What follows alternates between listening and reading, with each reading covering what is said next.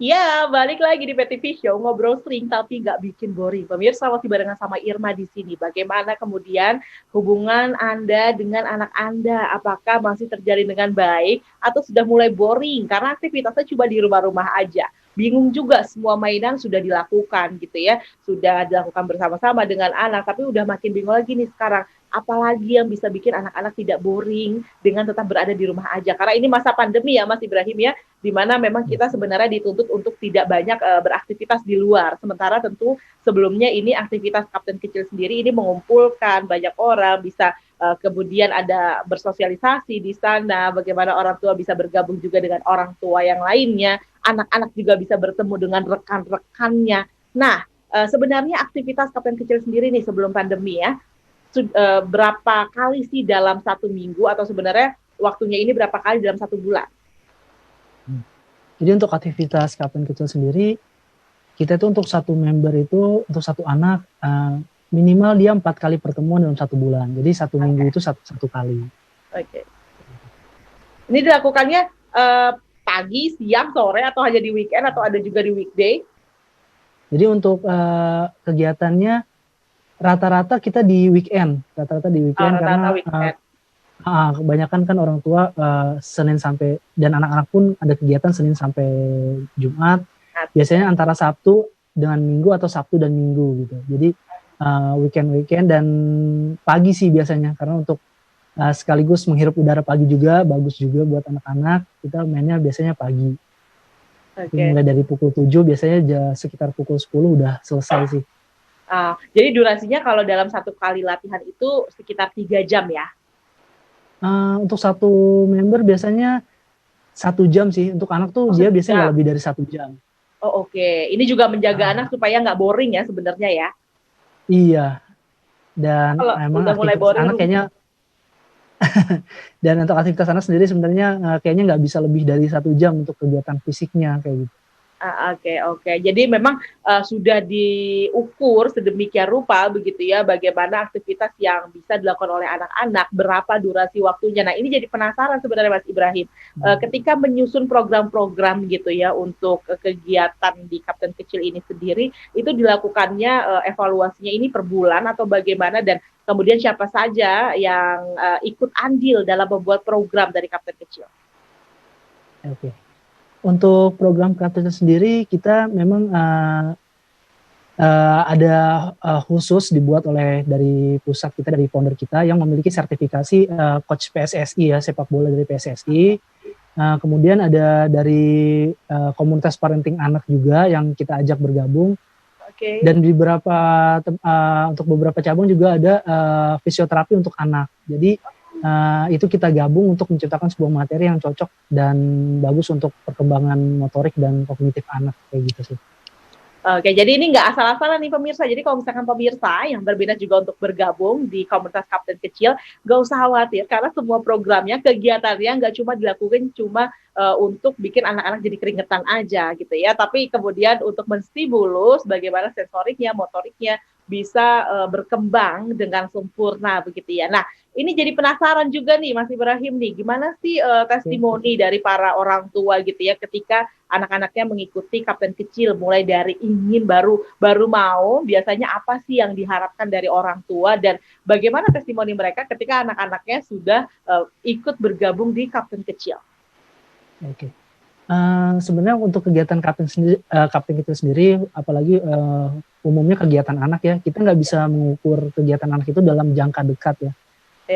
Artinya memang kegiatan Kapten Kecil sendiri sebenarnya untuk 3 bulan pertama ini hanya untuk pengenalan. Karena untuk anak beradaptasi minimal 1 bulan sampai 3 bulan itu anak baru beradaptasi.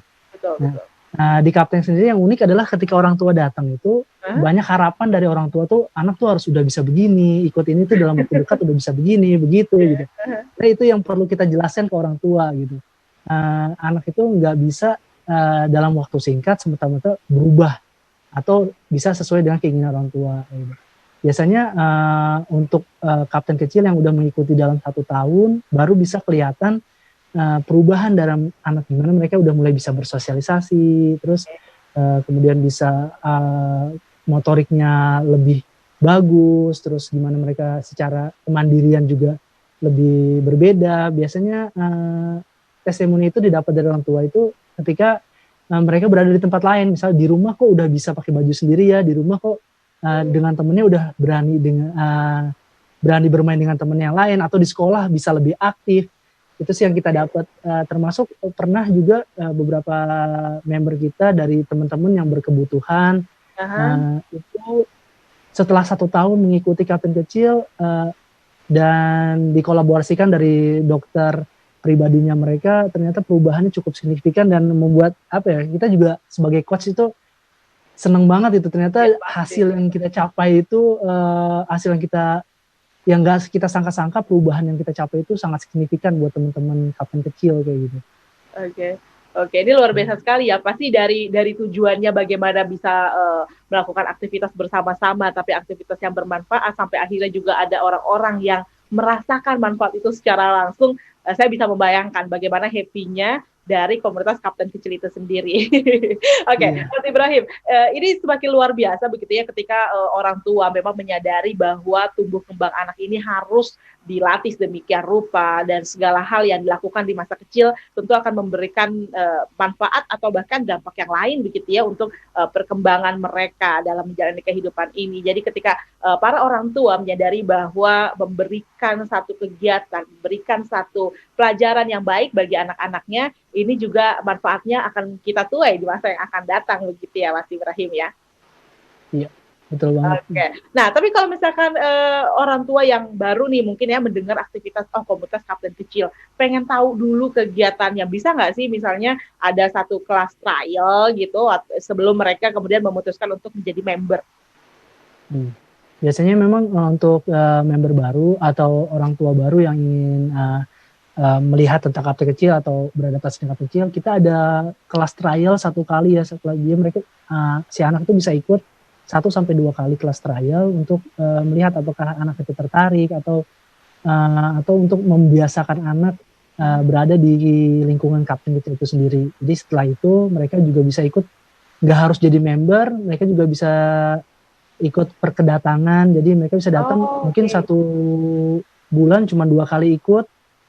Bisa aja mungkin karena kesibukan orang tua atau kegiatan anak yang agak ekstra gitu. Mereka bisa datang ke Kapten Kecil itu nggak harus menjadi member, tapi bisa sekali-sekali.